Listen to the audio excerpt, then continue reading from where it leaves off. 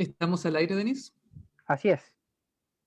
Fantástico. Buenas tardes a todas y todos quienes nos están viendo a través del Facebook Live para este nuevo conversatorio donde queremos hablar de un tema muy sensible, muy importante y que muchas veces no se conversa y tiene que ver precisamente sobre infancias, sobre los derechos de niñas, niños y adolescentes. Es un tema delicado, es un tema también de futuro y que generalmente lo conversamos cuando conocemos los problemas en el Sename. Entonces, es importante ver cuáles son todas las aristas que abarca cuando hablamos de infancias y sobre todo conocer la perspectiva desde nuestro territorio, desde nuestra zona, desde nuestra región, respecto al quehacer práctico, al quehacer en terreno respecto a infancias.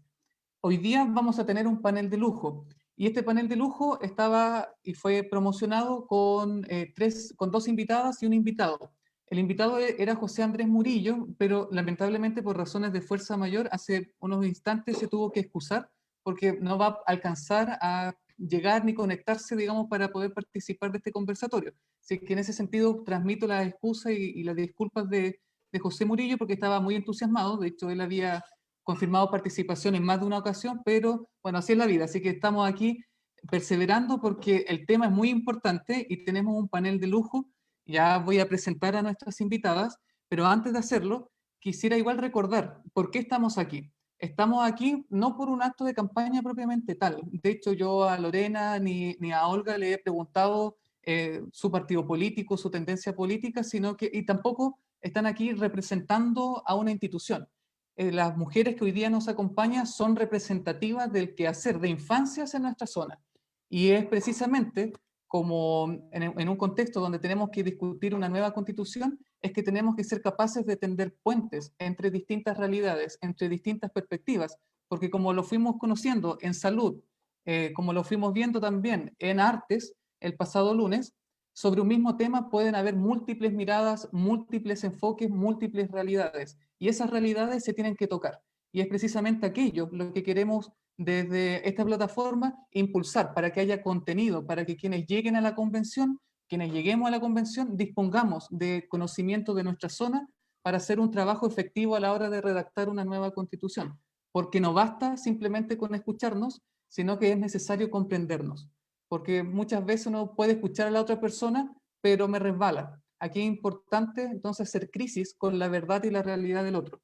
Así lo comprendemos y así queremos seguir trabajando y generando espacios como este. En ese sentido, tengo el honor de presentar a Olga Casanova Cárdenas, educadora de párvulo, licenciada en educación, con vasta trayectoria también en el quehacer pedagógico, pero también investigativo. Revisando su currículum, profe Olga, son innumerables sus publicaciones, sus investigaciones y también sus participaciones en congresos, así que es un honor tenerla hoy día aquí con nosotros.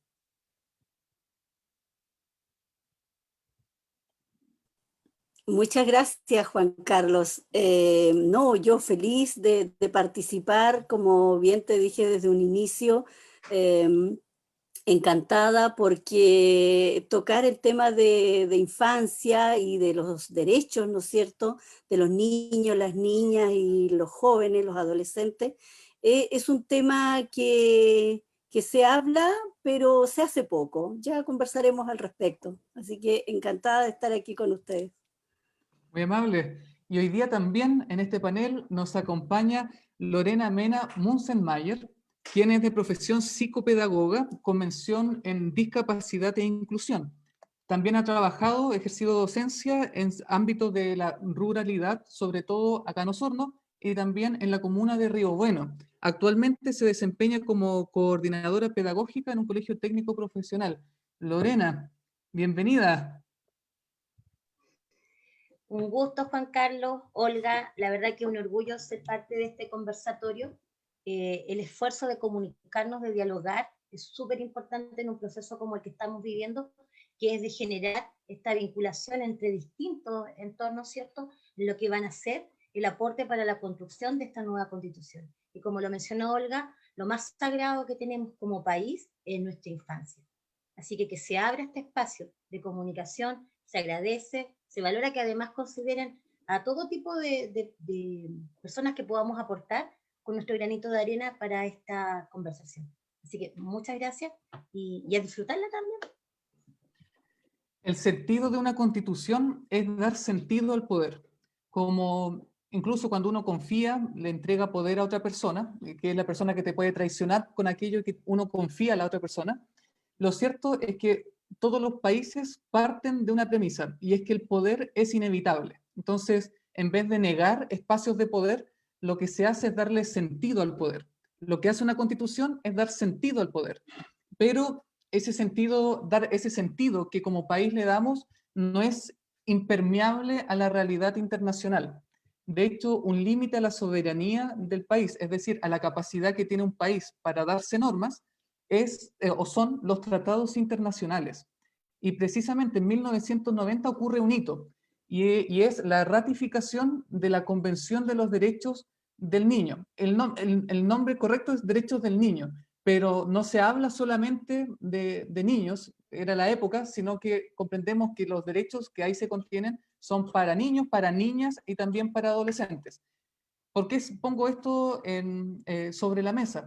Porque precisamente desde aquella época Chile suscribió una obligación a nivel internacional de dar un sentido al poder público, por ejemplo, el Estado, y de ordenar las instituciones a cumplir un propósito. Y ese propósito es cuidar, respetar y promover los derechos de niñas, niños y adolescentes. Y en ese sentido, a poquito más de 30 años de la ratificación de ese compromiso internacional, de ese tratado internacional en el que Chile dice ya, todo lo que yo haga en mi país va a estar orientado a respetar y promover los derechos de niñas, niños y adolescentes, quería saber el diagnóstico que ustedes tienen desde su experiencia respecto al cuidado, respeto y promoción de estos derechos. Chile está al debe, ha dado pasos sustantivos, todavía tenemos una deuda pendiente. ¿Cuál es el panorama que ustedes ven respecto a la promoción de los derechos de niñas, niños y adolescentes? Profe Olga, podríamos comenzar con usted. Muchas gracias. Bueno, sí, efectivamente, el 14 de agosto de 1990, nuestro país ratificó este convenio internacional y que se rige por 4 fundamentos principales, como es la no discriminación, el interés superior del niño, velar por su supervivencia y el desarrollo y protección.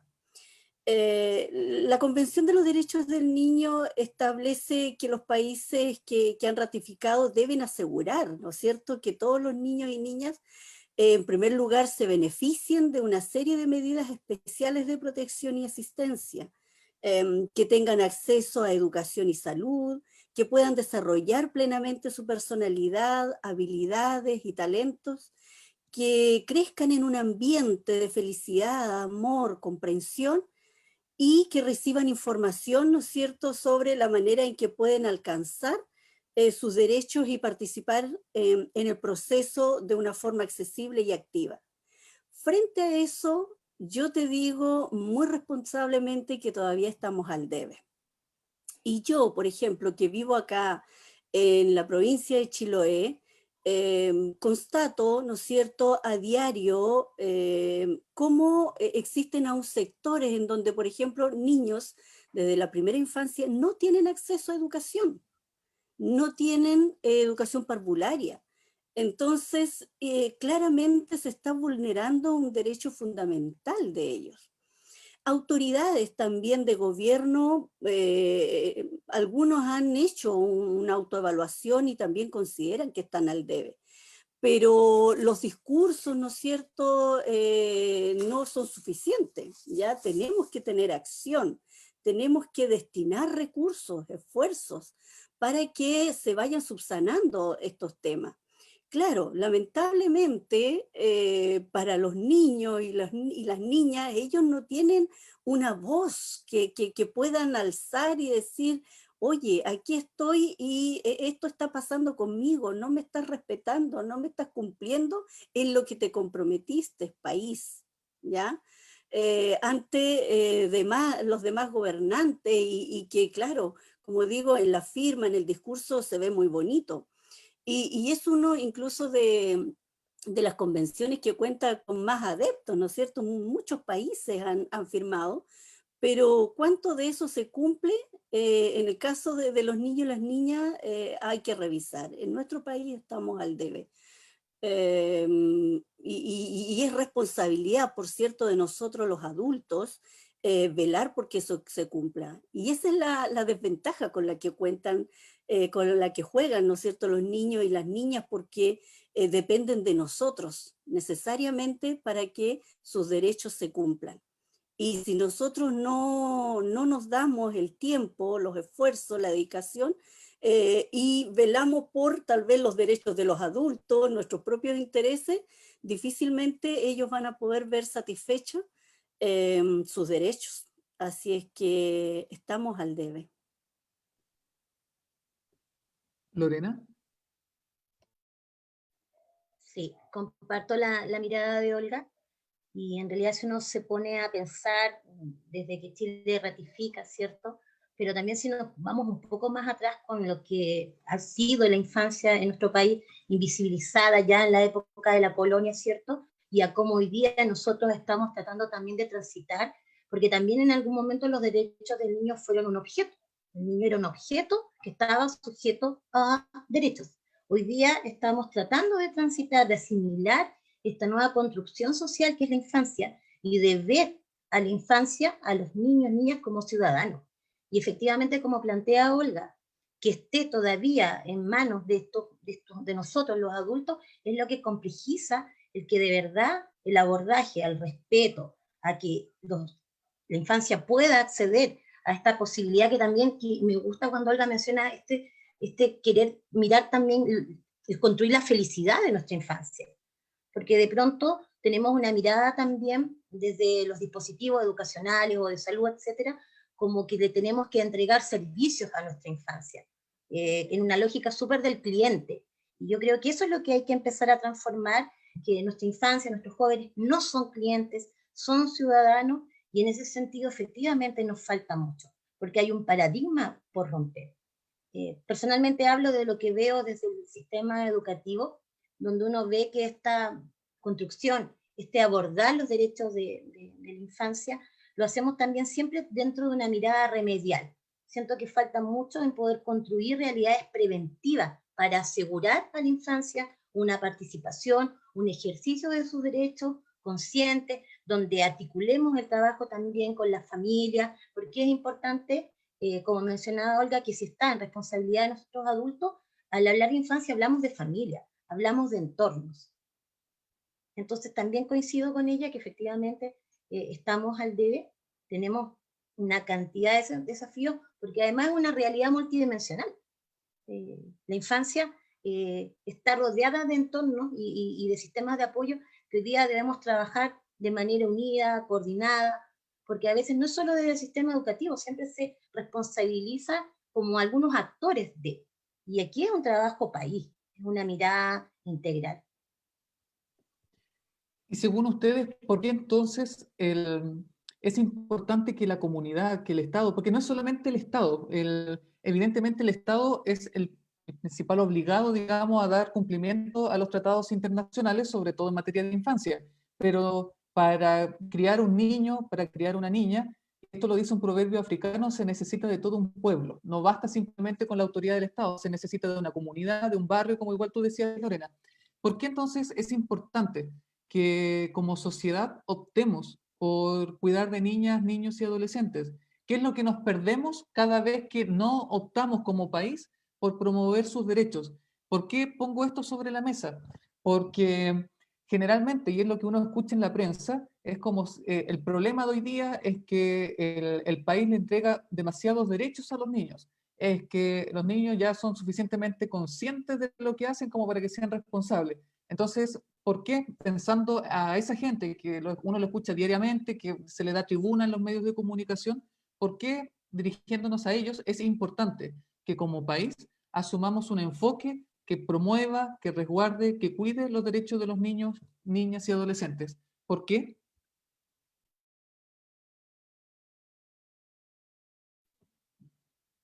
La que quiera tomar la palabra.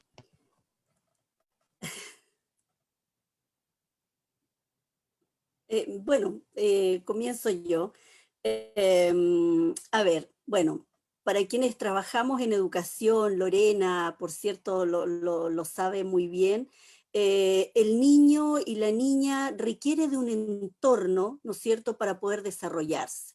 Un entorno familiar, un entorno de ambiente saludable, que lo proteja, que lo cobije. ¿Ya?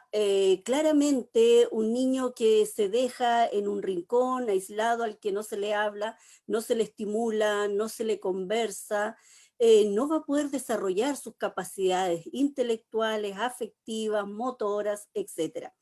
Entonces, el entorno más próximo, que es la familia, juega un rol tremendamente importante y siempre decimos es el primer educador de este menor, la familia. Luego, por cierto, requiere de la sociedad, ¿ya? Porque la familia es parte de la sociedad, nadie vive aislado, ¿no es cierto? Entonces requiere de conocer de los servicios públicos y tener acceso a los servicios públicos, tener acceso a una vivienda, a salud, a educación, y eso todo lo va a encontrar dentro de la sociedad y el entorno. Tener derecho y acceso a los espacios recreativos, saludables, por cierto, y que no tenga que estar viviendo tras las rejas por temor a que va a ser asaltado, a que va a ser raptado, a que se va a ser violado, ¿ya? Entonces, en todo eso juega un rol fundamental la sociedad. Cómo nosotros como sociedad tenemos que sanarnos primero, limpiarnos. Estamos en una sociedad, lamentablemente en Chile, muy dañada, muy afectada. Por cierto, algunos sectores, algunas regiones, mucho más que otras. En el caso de nosotros acá en Chiloé, cuando yo llegué hace 3, 4 años ya, con sorpresa descubrí que lamentablemente acá en Chiloé los incestos eran naturalizados. ¿Ya? Existe mucho abuso infantil y es así que se han levantado, ¿no es cierto?, instituciones, se han organizado para crear congresos, ¿no es cierto?, nacionales que están apoyando y abordando este tema. Pero eso todo es responsabilidad nuestra de la sociedad, de cuán dañada esté y de cuánto vamos naturalizando ciertas conductas y que si esas afectan directamente a los niños y las niñas, estamos mal, tenemos que hacer algo para combatir eso. Ahora bien, el contar, ¿no es cierto?, con una constitución que haga parte y que involucre a la niñez, por cierto que es tremendamente necesario porque en este minuto explícitamente no está en la constitución, la actual constitución que tenemos no está presente. ¿Ya? Se han hecho algunos esfuerzos en las modificaciones, ¿no es cierto?, en las enmiendas, de ir incorporando de acuerdo a las interpretaciones, el mismo esfuerzo que se hizo de ser parte de la Convención de los Derechos del Niño, también fue otra instancia, ¿ya? Luego se han creado algunos espacios, algunas instituciones públicas, como la Subsecretaría de la Niñez, la Subsecretaría de Educación Parvularia, ya que están ahí para ir velando y resguardando, ¿no es cierto?, a la primera infancia. No obstante, esos esfuerzos ahora tienen que quedar de manera explícita, ¿ya? Que no sea un favor, un cariñito, ¿no es cierto?, del gobierno de turno, sino que tiene que estar ahí para que se respete por siempre, independiente del color de partido político que gobierna en el momento, ¿ya? Así es que es fundamental, es fundamental. Ahora, por otro lado, ¿cómo nos vamos a perder de tener de no proteger la primera infancia? Porque son el futuro de nuestras generaciones, ¿ya? Los niños de hoy van a ser los que van a determinar en unos años más nuestras políticas públicas, quiénes van a ser nuestros gobernantes, quiénes van a velar si vamos a tener pensiones realmente dignas o no, ¿ya? Si vamos a tener espacio los ancianos, porque nosotros vamos avanzando en edad y los niños son los que van a velar el día de mañana por nosotros, ¿ya? Que tengamos una buena vejez. Entonces, ¿cómo no invertir, no preocuparse en eso? Y por otro lado, si se quiere una mirada más romántica, ¿cómo no preocuparse de la inocencia, de la alegría de los niños? ¿Ya? Que eso lo tenemos que resguardar como un tesoro. No puede estar ausente, no podemos hacer, ¿no es cierto?, cegar nuestra mirada frente a esos sentimientos que son tan nobles, que los tienen los niños, que son tan puros, y por lo mismo que son tan de pronto dañados, ¿ya? Porque ellos no conocen de la maldad, no conocen lo comentaba yo en una clase en la mañana, ellos no saben de rencor. A un niño tú le puedes llamar la atención, lo puedes retar, ¿no es cierto? Y luego a los 2 segundos, si tú lo llamas para que te dé un beso y un abrazo, él va a ir, ella va a ir, y te va a dar ese beso y abrazo. No te va a decir, no, es que tú me retaste hace 2 segundos, así que no te quiero. No, los niños no tienen esos sentimientos. Somos los adultos los que lo tenemos y que, bueno, lamentablemente después se los vamos inculcando y ellos van aprendiendo de nosotros, del rencor, de la envidia, de estos sentimientos que nada bien nos hacen.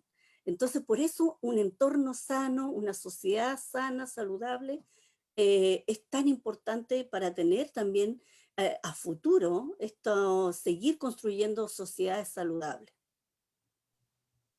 Me surgen Gracias. hartas preguntas que hacerle, profe Olga, pero quiero escuchar a Lorena sobre por qué debemos optar por infancia, qué cosas nos perdemos como país cuando en cada oportunidad que tenemos no optamos por los derechos de niñas, niños y adolescentes. Sí, de hecho estaba, mientras escuchaba a Olga y en relación a lo que estás preguntando, Juan Carlos, haciendo primero un dato que entrega UNICEF, que a nivel mundial el 43% de la infancia de 0 a 5 años está en un riesgo de no lograr su desarrollo potencial máximo, por distintos factores externos. Entonces ella mencionaba entorno, es muy complejo. Decir que tenemos ese porcentaje de infancia que puede no llegar a la meta es complejo. Nos pone en un escenario pero doloroso a la vez. Luego también pienso en otros datos, que por ejemplo a nivel colegio nosotros, las comunidades educativas, trabajamos lo que son las encuestas de vulnerabilidad que se trabajan desde las CUNAEP y que entregan material muy valioso y no se aplica en todos los niveles, se enfoca en el nivel preescolar, ahora último se incluyó quinto básico y en primero medio. Y es una especie de radiografía que generalmente las comunidades educativas las utilizan para obtener el índice de vulnerabilidad escolar. Pero la verdad que ahí hay información valiosa porque nos entrega todo lo que es la dinámica familiar, los antecedentes educativos de la familia, cuáles son las dinámicas de esta infancia, y ahora último, en el año 2018, si no me equivoco, se incorporó un aspecto socioemocional sobre cuáles son las relaciones que tienen estos estudiantes, esta infancia, ¿cierto?, con la familia. Pero de pronto eso pasa a ser un dato, pero de pronto no tiene movimiento dentro de lo que es, por ejemplo, también el proceso pedagógico en sí. Entonces de pronto uno dice, hay cifras, hay datos, o a veces no están, como también está la ausencia ahora último en la encuesta CACEN, que no contempló información territorial específica de la infancia y de la adolescencia. Y ahí ya vamos con un desfase de cuántos años donde no estamos teniendo levantamiento de información. Porque igual es importante considerarlo a la hora de este diseño de política y de poder tener un diagnóstico de cuáles son las necesidades que esta infancia, que esta adolescencia hoy día tiene. Entonces, cuando nos preguntas cuáles son los desafíos, son numerosos, pero hay que focalizar. Yo creo que cada organización, porque esto es intersectorial, como mencionábamos, tenemos una responsabilidad y tenemos a la vez un compromiso. Recuerdo además a una colega que era ya, de hecho es cerca de tu zona, Olga, ella es de Ancud, y la Jime siempre decía, la infancia no es el futuro de Chile, es el presente, porque es hoy día que tenemos que generar estos entornos seguros, afectivos, no es para mañana. Todo lo que hoy día podamos prevenir o reparar, porque como también lo mencionaba Olga, ya hay infancia dañada por distintas problemáticas, va a depender que esos adultos sean adultos que participen de manera activa, consciente, en lo que va haciendo nuestro país. Una de las cosas que yo creo que la nueva Constitución sí o sí tiene que consagrar no es solo aspectos o temas que involucren a la infancia como grupo etario, sino que tiene que ser una perspectiva de infancia, porque la idea es discutir muchos temas, y a propósito igual de lo que decía Olga en su respuesta anterior, la importancia, por ejemplo, si hablamos del cuidado de niñas, niños y adolescentes, tenemos que pensar en familia, pero qué tiempo tienen las familias, qué espacios tienen en realidad para hacer vida familiar. Mientras más grande la ciudad, menos tiempo en vida familiar, mayor en la soledad. Entonces es interesante, entonces, no solamente abordar los temas de infancia como grupo etario, sino también como una perspectiva. Pero esta perspectiva no puede ser solamente unifocal. Es decir, no existe, y esto es algo que yo creo que igual hay que ponerlo sobre la mesa, no existe un solo tipo de infancia, existen las infancias. Porque no es lo mismo ser un niño en Santiago a ser un niño en el campo. La realidad es distinta, los tiempos son distintos, por lo tanto la forma de ver el mundo es distinto. Por la universidad tuve la oportunidad de viajar al extranjero y mientras más al norte me tocaba ir, más sureño me sentía, porque es como una forma de ver el mundo que los sureños lo entendemos y que creo que es importante que desde esa perspectiva contribuyamos también a esta discusión. Pero pongo esto sobre la mesa porque particularmente Lorena igual está vinculada al mundo de la discapacidad, está vinculada a la educación diferencial, está vinculada al mundo de la ruralidad. Entonces, Lorena, desde poniendo los pies en esas realidades, eh, ¿qué aprendizajes tenemos que sacar? ¿Qué desafíos tenemos que sacar para a la hora de redactar una nueva constitución? Bueno, desde lo que es la mirada educativa, ¿cierto? Creo que una de lo sustancial que podríamos hacer es que desde esta constitución que vamos a reconstruir, ¿cierto? Con la mirada de todos, es volver a darle a la familia este valor, esta responsabilidad frente a lo que es lo pedagógico o lo educativo, que tenga ese valor agregado. Y ahí lo mencionaste también de alguna manera cuando dices, no es solo algo que esté supeditado al ámbito de la infancia en sí, porque si uno piensa también en la familia, hoy día en este mismo dato que nos entregan todas estas encuestas, que es por ejemplo la cantidad de mujeres jefas de hogar que hoy día existen, que por ejemplo tienen que dejar a sus hijos al cuidado de otros. Realidades que son complejas y que nos hacen repensar también los espacios, como por ejemplo las comunidades educativas. Si a eso nosotros le agregamos una barrera para el aprendizaje, una condición de discapacidad, el escenario se complica más aún, porque de pronto podemos también encontrar que no existen dispositivos de apoyo para ello. O sea, podemos tener la atención en el CEFAM, ¿cierto? Las horas a médico, el control médico, pero generalmente en nuestra infancia o adolescencia que tiene algún tipo de discapacidad, lo que hoy día se está entregando es lo que el sistema educativo le puede entregar, pero no hay una red de apoyo externa. Por ejemplo, sería ideal que los estudiantes que tienen, por mencionar algo, un trastorno espectro autista, esos estudiantes necesitan tener, aparte del sistema educativo en sí, un apoyo de integración sensorial. Y eso los colegios hoy día no lo pueden dar porque no tenemos en los colegios fonoaudiólogos a tiempo completo, terapeutas ocupacionales, psicólogos, que deberían ser, u otro tipo de terapias alternativas, hipoterapias. Entonces ellos necesitan un abanico de apoyo que generalmente hoy día quienes pueden acceder a ellos, las familias que lo pueden costear, porque además son apoyos que tienen un precio alto hoy día. Entonces, cuando hablamos hoy día de infancia y de discapacidad, el escenario se torna complejo, porque además desde lo educativo, ¿qué es la alternativa que nos entrega el Estado? Es el sistema del voucher. Hoy día nosotros los colegios tenemos que acreditar la discapacidad de un estudiante para impetrar una subvención X y con esos recursos las comunidades educativas tratan hoy día de dar su mejor apoyo, de instalar el mejor sistema que le brinde al estudiante esta posibilidad de transitar desde lo pedagógico. Pero como me explicaba, pero falta, porque esto tiene que ser una respuesta integral. No es solo lo curricular lo que hoy día está en juego cuando hablamos de discapacidad. Y ahí es donde necesitamos entonces esta articulación y donde los otros organismos también estén en red con las comunidades educativas. de pronto esa articulación falta, esa integración. Profe Olga, usted delante dijo, de hecho lo anoté, que retomemos la familia como el primer educador. Pero a renglón seguido también mencionó de que como país tenemos que sanarnos, tenemos mucho que sanar. Entonces me preguntaba en qué medida, digamos, la idea de volver a que la familia sea la primera educadora colisiona con tener las herramientas o, digamos, la sanación frente a una enfermedad no física, digamos, sino, digamos, como una sociedad que está agobiada, que está cansada. ¿Y por qué pongo esto sobre la mesa? Porque la cantidad de abusos sexuales que ocurren al interior del hogar son altísimos.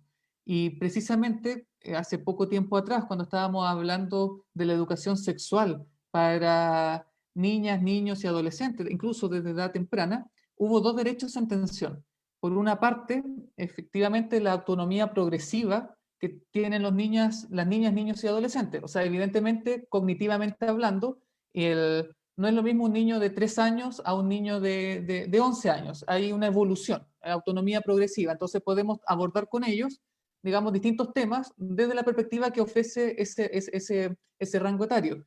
Pero por otra parte, entra en colisión la autonomía progresiva con el derecho preferente de los padres a educar a sus hijos, que era lo que uno más escuchaba, que eran los dos puntos que discutían sobre los proyectos de educación sexual, y lo vemos también en el diario vivir.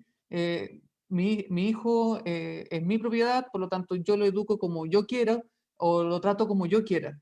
Y por lo mismo, cuando hablamos de familia como primera educadora, ¿hasta qué punto, digamos, eso es algo absoluto o tiene matices? ¿Hasta qué punto está permitido de que el Estado se entrometa en la educación que los padres entregan a los hijos? ¿Hasta qué punto es razonable que el Estado se involucre? O también el Estado, y lo vemos en Sename, tampoco hoy día es garante de que vaya a cuidar a niñas, niños y adolescentes que en sus hogares son vulnerados. Entonces, ¿cómo se congenia eso? ¿Cómo lo ve usted desde su experiencia? Sé que es un tema complejo, pero hay que ponerlo sobre la mesa. Sí, claro, porque el minuto en que no lo conversamos, no lo discutimos, nunca vamos a llegar a algunas posibles soluciones, ¿ya? La solución no la tengo yo, ni la vamos a resolver en este conversatorio, sin duda, pero ya el iniciar la charla, sin duda que es un puntapié para iniciar algunos cambios, ¿ya? Mira, yo creo a modo muy personal que cuando los padres fallamos en la educación de nuestros hijos, algo hay que hacer, hay que intervenir. ¿Ya? Es como cuando un profesional de la salud que hace una mala práctica puede perder su licencia de médico, ¿ya? Las personas que trabajamos en educación tenemos que presentar un certificado de inhabilidad, ¿ya? Si es que estamos inhabilitados para trabajar con menores. Eso debe, si existen esas situaciones, esas normas, pues bien, los padres no debieran estar exentos porque cuando dañamos la primera infancia, repararla después es muy difícil, es de largo aliento, un trabajo complejo y tenemos evidencias concretas de abuso de los padres, de la madre cómplice, ¿no es cierto? Abusos sexuales, violencia, agresión física a los menores y por tanto no podemos hacernos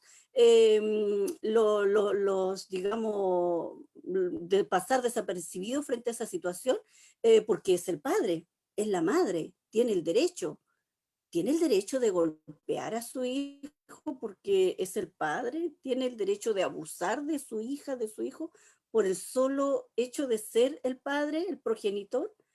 No, yo creo firmemente que no. Por tanto, ahí hay que hacer una intervención, pero el problema viene después también. ¿Qué solución vamos a dar a ese menor? Claramente, a la fecha hemos fracasado con el Sename no resolvió el problema, ha sido altamente cuestionado, la ley sigue, entiendo, durmiendo todavía para presentar un organismo que vele por los derechos y el cuidado de los menores cuando tienen que estar lejos de su hogar y en un lugar que se espera que sea seguro y que a la fecha no lo ha sido. Entonces, hay que sentarse y pensar e invertir recursos también. Es tremendamente importante la inversión de recursos porque, insisto, con la sola gana, la fe, el entusiasmo, no se hacen las cosas. Los niños no se van a sanar, requieren de un profesional, un profesional altamente capacitado. Y ese profesional tiene su costo. Hay que pagarle su remuneración si también necesita subsistir. ¿Te fijas? Entonces, y no podemos esperar que exista voluntariado, porque el voluntariado se agota, nadie vive de voluntariado. Hay instituciones que funcionan con voluntariado que normalmente son con profesionales recién egresados, claro, porque no tienen mayores compromisos económicos, no tienen una familia por la cual velar, no tienen compromisos de contribuciones, de hipotecas, qué sé yo, de pagar una vivienda. Por tanto, ellos se pueden dar ese gusto y pueden darse ese lujo de hacer voluntariado y enhorabuena, se agradece. El problema es que el voluntariado te puede funcionar por un año, el voluntario. Y luego hay una rotación. Entonces, esta rotación no permite hacer un seguimiento en el trabajo con los niños y los voluntarios. El voluntariado no se hace en este tipo de instituciones, sino que más bien para abordar la pobreza, para ir a trabajar, bueno, sí, también con niños, pero cuando un niño está dañado psicológicamente requiere de un trabajo permanente en el tiempo y que lo acompañen personas que se hagan de su confianza y que lo acompañen en el tiempo. Ya no puede haber una rotación de adultos que quieran tratar de ayudarlo porque eso no va a funcionar. Por tanto, los recursos económicos son fundamentales. En ese sentido, profe Olga, ¿en qué situación usted como educadora de párvulo queda la educación parvularia? Porque consideraba pedagogía es un debate que desde que inicié en la universidad, particularmente cuando conversaba con estudiantes de pedagogía, me decían, no, porque educación parvularia no es pedagogía, pero ¿cómo que no va a ser pedagogía? ¿Hasta qué punto, digamos, la escolarización de las niñas, niños y adolescentes puede ser una forma, digamos, que impide una camisa de fuerza para un pleno desarrollo de, de las infancias? Como novio de también una educadora de párvulo, viendo todo el trabajo que realizan, porque generalmente los papás dicen, ay, lo llevo al jardín, si en total, ahí los niños juegan. Es que no es que los niños jueguen, los niños aprenden jugando. Y tal vez más que escolarizar la educación parvularia, como han habido intentos, se trata de que ojalá los rangos etarios más grandes pudieran seguir jugando. ¿A qué modelo educativo? Y lo pongo sobre la mesa para ambas. ¿A qué modelo educativo deberíamos aspirar para que junto con actualizar la familia, entregar herramientas a la familia? Me hago cargo también del comentario de Priscila también ahí en redes sociales que decía hay que reconocer las distintas modalidades de familia, sin duda hay que reconocerlas. Entonces, aparte de entregar herramientas y reconocimientos a las familias, el sistema educativo, particularmente el que garantiza el Estado, ¿hacia dónde debería aspirar para permitir el pleno desarrollo de las infancias? Mira, hace muchos años cuando yo estaba, creo que en formación como educadora de párvulo, mira, no poco, tuve la oportunidad de escuchar a la doctora María Victoria Peralta. Fue a la universidad a dar una charla y comentó algo que a mí de verdad me caló hondo y me quedó haciendo mucho ruido. Y señalaba ya, te puedo decir fácilmente, hace 10, 15 años atrás, comentaba, los niños son cada vez menos felices en el jardín infantil. y eso yo lo encontré pero dramático. Se supone que los niños tienen que ser tremendamente felices en un jardín infantil, porque están los espacios diseñados para que ellos puedan aprender jugando, como tú bien decías, ¿ya? Para que ellos puedan desarrollarse integralmente. Pero claro, ¿por qué han dejado de ser felices? Porque precisamente se ha ido escolarizando el nivel, ¿ya? Con las famosas guías, con la presión de que el niño tiene que aprender y entrar a primero básico leyendo, ¿ya? Y en el mejor de los casos escribiendo. Y esto se hace generando presión. La educación parvularia tiene que ser naturalista. Esa es la base fundamental de la educación parvularia, ¿ya? Que sea ¿Puede un precisar, aprendizaje naturalista. puede precisar qué entender por un aprendizaje naturalista? Mira, para el niño es natural jugar.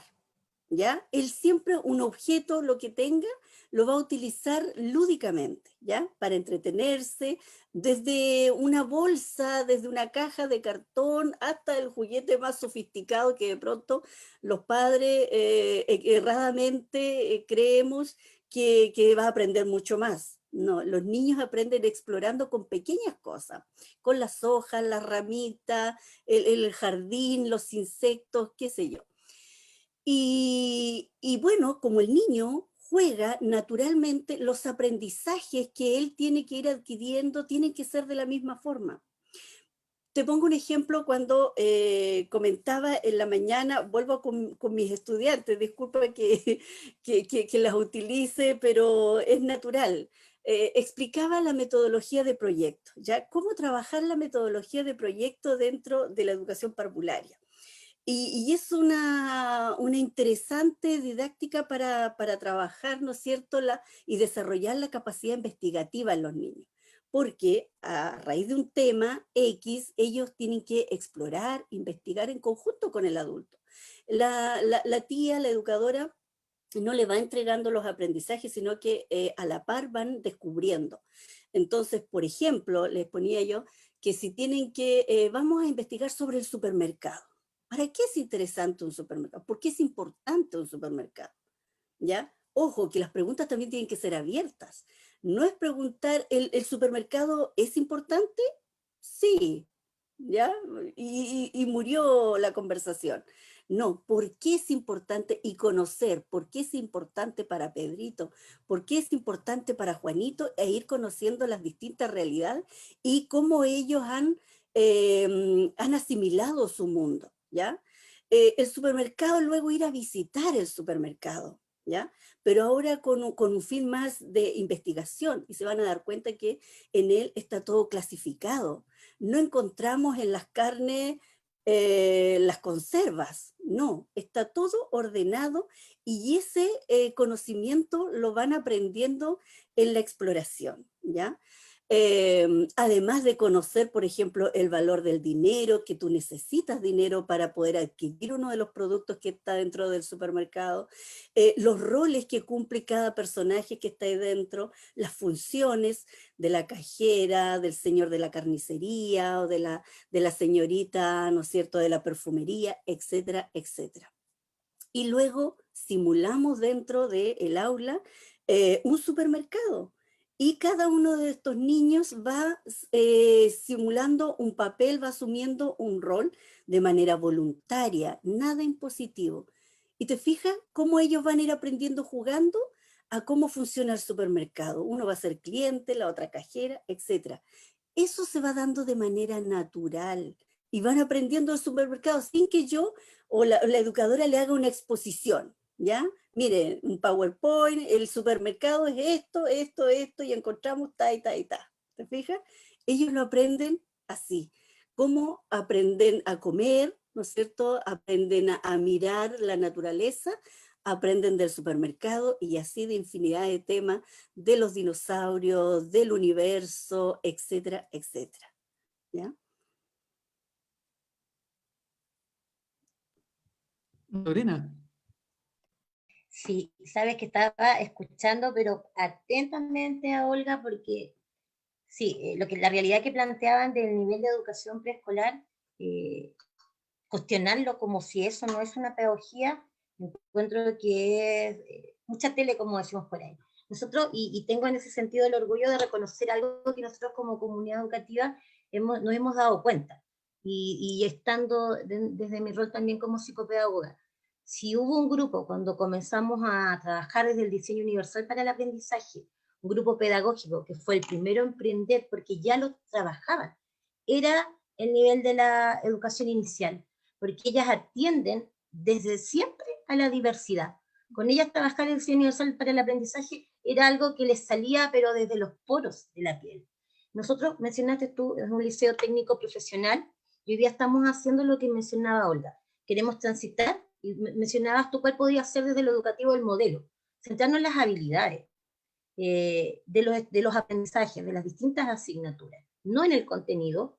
Y por otro lado, también hemos visto como colegio que es necesario la articulación. Nosotros tenemos especialidades técnicas, por ejemplo, gastronomía, electricidad y administración, que perfectamente pueden, desde lo que tú mencionabas, Olga, los ABP, trabajarse también desde la mirada del aprendizaje para el servicio, porque también es importante la mirada comunitaria, desarrollar, cuando hablamos, ¿cierto?, de entregarle a los estudiantes una formación técnico-profesional, también estamos hablando de desarrollo país, y nosotros creemos firmemente en que el sentido tiene que ser comunitario, y mirar el aprendizaje desde un servicio para la comunidad, desde donde me estoy formando, es clave. Y ahí la articulación es muy importante.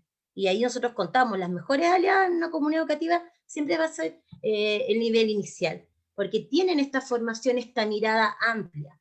De hecho, nosotros también estamos viendo que es necesario que eso vaya subiendo, que en primero básico exista una educadora de párvulos que esté apoyando el proceso, para que no sea una radicalización del modelo mientras juegan, ¿cierto? Todo lo que sucede en pre-kinder, kinder, y eso cambia abruptamente y se transforma en una aula de clase súper estructurada, donde el niño tiene que pedir permiso para hablar y después nos molesta porque los chicos no son participativos, no opinan, no construyen diálogo.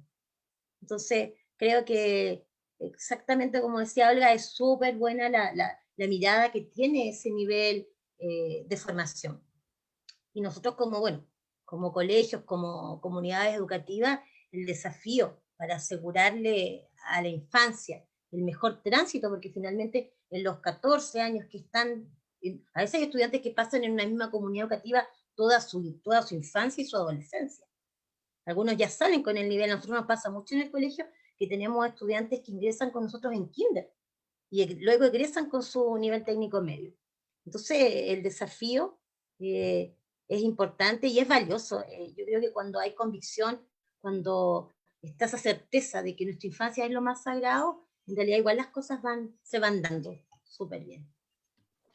Ahí yo creo que a propósito de lo que escribe y opina en redes sociales Catherine Rojas, lo importante es verlo como un todo articulado. No se trata de solamente abordar temas de infancia pensando que los problemas de infancia son solamente entre tales años, sino verlo en su complejidad. Por ejemplo, el sistema educativo, la articulación entre educación parvularia y después el paso a la educación básica no dialoga, no hay una transición, sino que, de hecho, recuerdo mi infancia y claro, es una transición grande entre ya después los libros, después los cuadernos, qué cumplir horarios, qué las pruebas estandarizadas, etcétera. Y al mismo tiempo, Sonia González, claro, dice, bueno, necesitamos por lo tanto dar paso a familias que estén sanas, y para eso necesitamos al mismo tiempo un sistema de salud que priorice la salud mental del país. Entonces, es interesante cómo para querer abarcar los problemas de infancia, no basta simplemente con creer que se debe intervenir solamente a los niños, porque a decir verdad, el problema es mucho más complejo, mucho más íntegro. Y en ese sentido, Pedro Ojeda también pregunta si debería haber políticas para las familias mejorando la disponibilidad de tiempo de los padres, por ejemplo. Ya algo hemos adelantado, hemos conversado de la disponibilidad de infraestructura, no solamente escuelas, estamos hablando de espacios públicos. La otra vez conversaba con un profesor que decía, antiguamente uno decía de que la vida de un joven, de un niño, transita entre el hogar, en la escuela y en los barrios. Y poco a poco ya nos damos cuenta de que ni el hogar es seguro, los barrios ya no existen y la escuela tampoco es segura. Entonces sería interesante ver cómo entonces podemos avanzar hacia una sociedad donde haya tiempo para los padres, exista infraestructura, exista una cultura del cuidado de las personas vulnerables. ¿Cómo lo ven ustedes? Bueno, ahí Sí, oh, perdón. estaba pensando igual cuando se mencionó hace un rato, cuando tenemos padres o madres que están complicados, ¿cierto? Y emergen estos círculos de violencia, por ejemplo, intrafamiliar, y que tiene que ver también muchas veces con las condiciones laborales en las que ellos se encuentran, porque ahí es lo que están mencionando, Juan Carlos. Esto no es solo de un estamento, de un grupo la responsabilidad. Entonces aquí hay temas que se aparejan. Dentro de lo que es esta convención, esta ratificación, ¿cierto?, de los derechos, había un punto que mencionaba lo que era el apoyo a los padres, madres o a los cuidadores de esta infancia. Yo creo que ahí también el Estado está al debe, porque no le estamos entregando mecanismos de apoyo a la familia. Recuerdo también antiguamente cuando existían esta responsabilidad o las empresas estatales y habían, por ejemplo, había apoyo para las familias donde dejar los niños, habían este tema de los deportes, clubes deportivos, había una vida social que en algún momento también cambió, ¿cierto? Desaparece, porque las empresas dejaron de tener esa responsabilidad social de apoyar también a las familias de alguna manera. Uno ve mucho hoy día también otro elemento que yo sé que ustedes lo van a abordar más adelante en otro conversatorio, la arquitectura de los barrios. Dime, las plazas que hoy día están diseñadas para la infancia, no son plazas que se merezcan nuestros niños, no tienen árboles, es puro cemento. ¿Cómo invitamos a los niños a utilizar esos espacios si no son atrayentes, no tienen esa riqueza que deberían tener para recibirlo?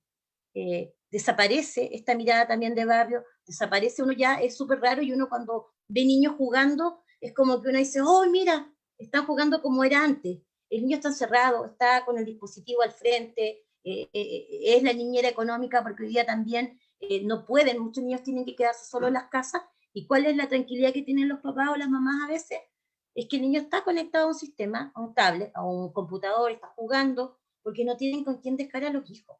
Yo creo que esta precarización también del trabajo influye mucho a veces en las dinámicas de estrés que las familias tienen. Entonces también es responsabilidad de nosotros cuando decimos hay padres, madres, ¿cierto?, que cometen algunos errores, ver por qué está pasando con ellos. La persona que menciona el tema de la salud mental, ese es otro tremendo elemento que afecta claramente a nuestra infancia, a nuestra adolescencia, porque uno en los colegios ve muchos casos de familias, de padres, madres, con cuadros de estrés o de depresión profunda. Entonces el joven, el niño, está expuesto a estos cambios de ánimo de parte del papá, de la mamá, distintos elementos que tampoco tienen una atención médica como corresponde. Entonces eso se transforma en un círculo vicioso, que hay que estar atentos, que hay que ver de qué manera esto se resuelve. Antes de que se dé la palabra a la profe Olga, quiero también compartir lo que en redes sociales Jorge Barrón propone. O sea, dice, bueno, el problema está también que desde una perspectiva mercantilista, digamos, que tiene la Constitución vigente, cuidar, y esto ya es mío, digamos, pero parto, digamos, de lo que Jorge propone, es que finalmente, de hecho Jorge igual lo dice en su comentario en redes sociales, ya todo es gasto, nada es inversión, digamos, cuidar y acompañar el proceso de un niño, niña y adolescente requiere tiempo, requiere paciencia, requiere dedicación. Y a lo que estamos acostumbrados es a la cultura de los desechables, de los descartables. Entonces es más fácil, aunque sea a largo plazo un error, lo cierto es que, bueno, entregamos la pantalla, entreguemos esto, que esté más tiempo en el celular, pero a largo plazo se deteriora algo valioso, como es precisamente la relación familiar. Profe Olga, le escucho. Sí, totalmente de acuerdo. Yo he tenido la experiencia y lamentable de ver una vez en un restaurante a un matrimonio con un bebé en coche y un hijo que debe haber tenido aproximadamente unos 4 años, y les prometo, los 4 con celulares, no conversaban, estaban en un restaurante. Oye, no todas las personas tienen la posibilidad de salir a comer fuera. ¿Te fijas? Eso 1.1. tenían la fortuna ellos de poder hacerlo y estaban todos sumidos en la pantalla del celular y hasta el bebé. O sea, yo lo encontré una cosa pero dramática. El bebé en su cochecito, en la mesita, ahí le firmaron el celular y ahí estaba el bebé tranquilo y la mamá, los adultos y el chiquito más grande en lo mismo. Y no había diálogo, no conversaban, nada. Entonces, sin duda que se ha perdido la calidad de vida de familia, pero de pronto no, si bien es cierto el exceso, las excesivas jornadas de trabajo han influido mucho, claramente si hacemos una comparación a la época de nuestras madres, que ellas no salían del hogar, se quedaban a cuidar a los hijos y a criar a los hijos, se hacía más vida de familia, ¿ya? Hoy en día, y enhorabuena, yo no estoy sancionando, muy por el contrario, yo soy mujer trabajadora y promuevo que mis estudiantes el día de mañana, cuando tengan su título, trabajen y se desarrollen profesionalmente, así como también personalmente. No obstante, eso nos ha significado que se ha perdido este valor familiar, pero tampoco hemos hecho esfuerzo por ver cómo compensamos, ¿ya? Porque si bien es cierto, no almorzamos tal vez juntos, porque los padres ambos están trabajando, los hijos deben estar en el colegio o en el jardín infantil, pero ¿en qué instancia buscamos para reunirnos y conversar? Lo propio debiera ser el horario de la 11 y cena, ¿no es cierto? Y conversar, pero tampoco estamos velando por esos espacios. Los hijos se van a las habitaciones, cada uno se cierra su computadora, papá y mamá o en la televisión o el celular, y no hay diálogo, no hay conversaciones. Habían experiencias y prácticas tan bonitas. Recuerdo yo, no porque yo las haya hecho, pero haberlas leído, haberlas escuchado, de que al momento de la cena el papá o la mamá pedía que cada hijo trayera algún relato, alguna historia, alguna anécdota, algo que contar, que conversar. Imagínate si eso tú lo haces periódicamente. Ahí tienes la excusa ya para iniciar el diálogo, para conversar, ¿ya? Traer una noticia, eran algunos ya, tráigame una noticia que quiera compartir en la comida. Y ahí vamos, ¿no es cierto?, analizándola y compartiendo. ¿Quién hace eso hoy en día? Nadie, no. Dejamos este laissez-faire, ¿no es cierto? Este dejar hacer a los niños, que de pronto se entendió tan mal, porque se fue al otro extremo de que los niños también. Ojo, que cuando hablamos de los derechos del niño, yo también soy muy enfática en hablar de los deberes del niño, ¿ya? Tienen que ir de la mano, siempre juntitos los deberes, ¿ya? Que los niños tienen que ser responsables de acuerdo a la edad de desarrollo que van cumpliendo, ¿ya? Ordenar su juguete, una vez que se divierte, tiene que él ordenar y no esperar que venga la mamá a ordenar, y por eso que después las mamás, las pobres, andan neuróticas, corriendo y gritando porque lo hacen todo. Pero ¿qué hace ella porque el niño o la niña le ayuda a ordenar? ¿Por qué? Claro, de primera, obviamente, todo cambio de conducta significa de mucho esfuerzo. Ningún niño aprende a decir gracias de buenas a primeras, ¿ya? Es un trabajo constante. ¿Cómo se dice? Diga gracias, pida por favor, diga buenos días, salude. Eso lo repetimos tantas veces hasta que lo logran internalizar. Pues bien, cada una, ¿no es cierto?, de estos otros cambios de conducta que nosotros esperamos que colaboren en el hogar, que pongan la mesa, que puedan limpiar su habitación. Las niñas, yo no sé, hoy en día, ¿quién lava su ropa? ¿Quién sabe cómo se lava la ropa? Hoy tenemos elementos sofisticados que nos ayudan, que es una lavadora, pero de pronto los jóvenes tampoco no saben ni utilizarla. Pero es porque nosotros los adultos no les vamos entregando responsabilidades. Entonces, si tal vez nosotros recobráramos esos espacios, esas actividades que hacían las mamás con nosotras, de darnos responsabilidades, pero en su justa medida, de acuerdo a la edad, los adultos nos vamos a facilitar mucho más la vida. Antes de terminar, recuerdo en otra oportunidad una clase cuando una estudiante llegó corriendo así, profesora, disculpe que vengo tarde porque fui a la feria y tenía que dejarle las cosas compradas a mi hijo. Ah, ya, y cuénteme, ¿qué edad tiene su hijo? 16 años. ¿Y por qué no fue él a la feria? No, porque él no sabe. Pero ¿y usted le ha enseñado? No, ¿te fijas?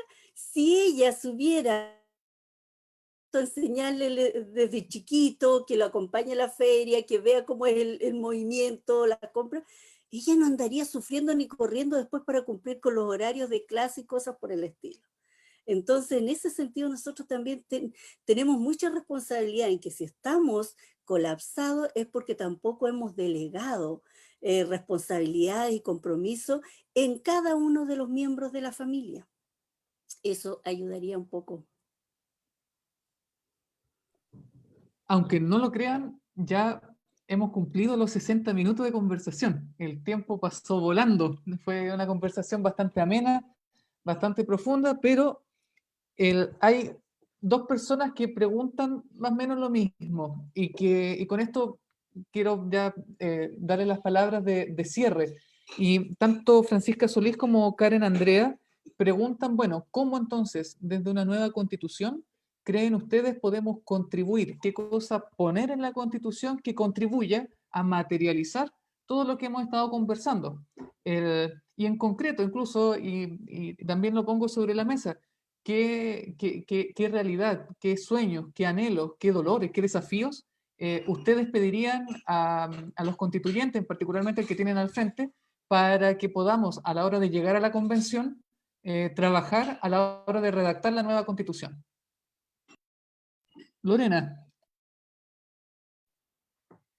Bien, sí, pues, como constituyente tienes acá el inmenso desafío, ¿cierto?, de poder hacer esto, de concretarlo, la concreción. Primero, el reconocimiento, la valoración de los distintos tipos de familia que hoy en nuestro país existen. Estamos también con una cantidad importante de población migrante, ¿cierto?, que nos viene a enriquecer ese crisol de razas que hoy día se está transformando en nuestro país y que nosotros también vemos en las comunidades educativas. Garantizar también que este Estado pueda mejorar desde otros estamentos el apoyo para las familias. Eso involucra al Ministerio del Trabajo, al Ministerio de Salud, de Justicia. Gran labor hay frente a lo que va a ser esta reformulación, ¿cierto?, de lo que es el Sename. No se puede seguir externalizando, hacer un intermediario para que ese intermediario sea el que nos cuide, nos proteja nuestra infancia, adolescencia. Ahí el Estado tiene que tener un rol activo, porque ahí está pasando algo también que es complejo, que es con esta externalización, ¿cierto?, que sucede dentro de lo que es el sistema judicial. Eso de mi parte y en virtud del tiempo también, para que Olga pueda. Profe.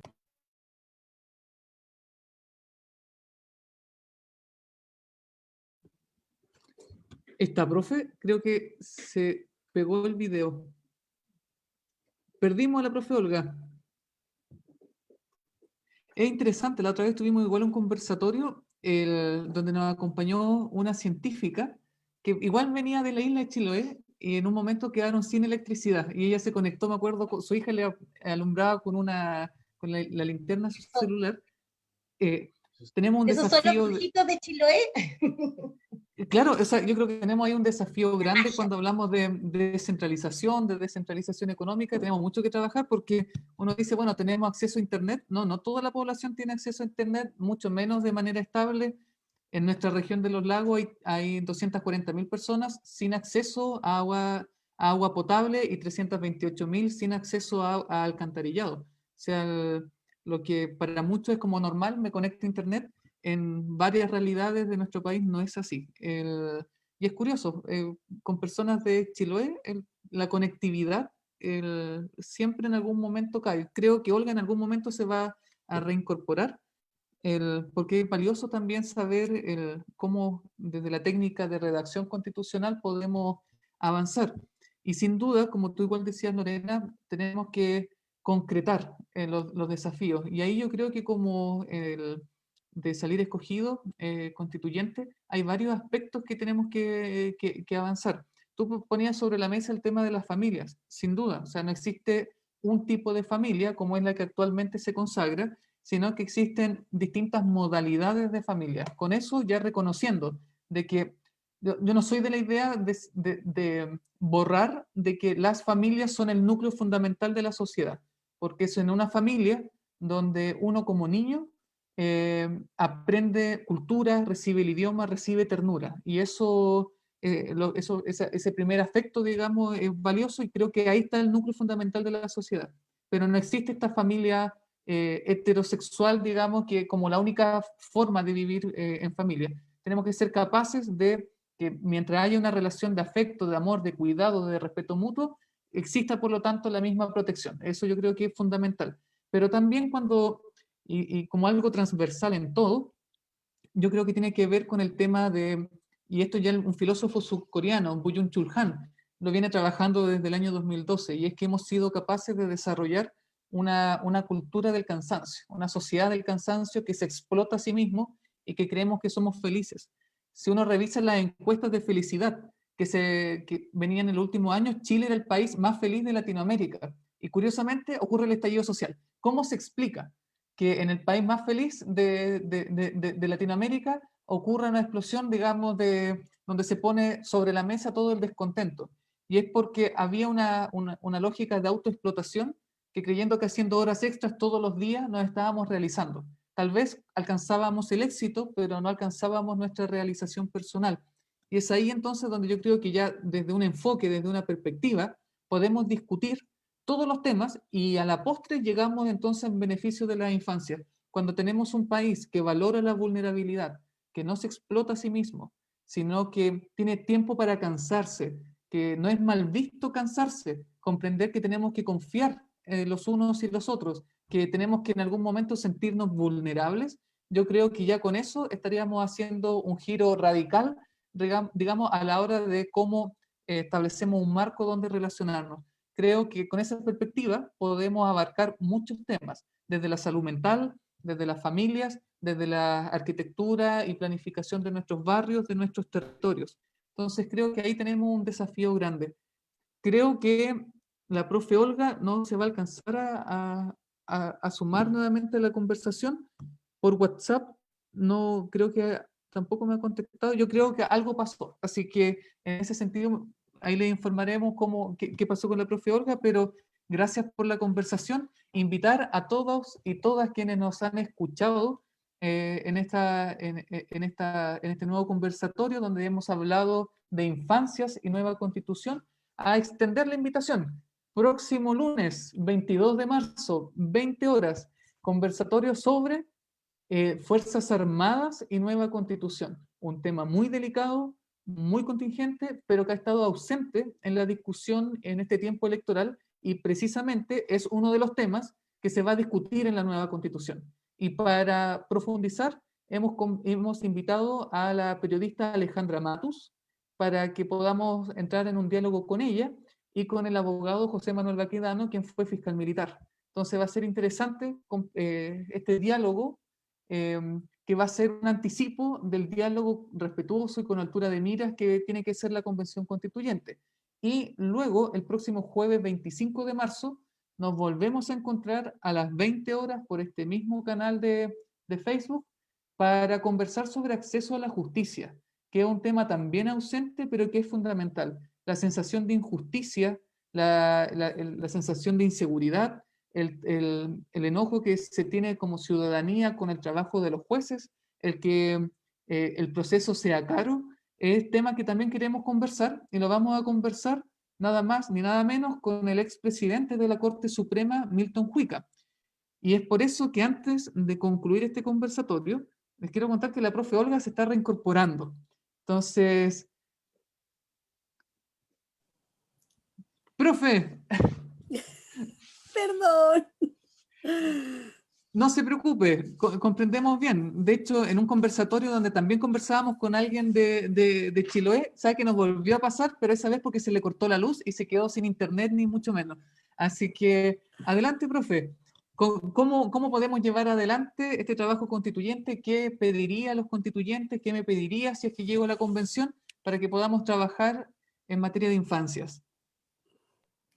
Mira, yo más que pedirte, Juan Carlos, quiero hacerte un regalo. Quiero regalarte el espacio para que tú nos cuentes cómo lo vas a hacer. ¿Cuál es tu propuesta?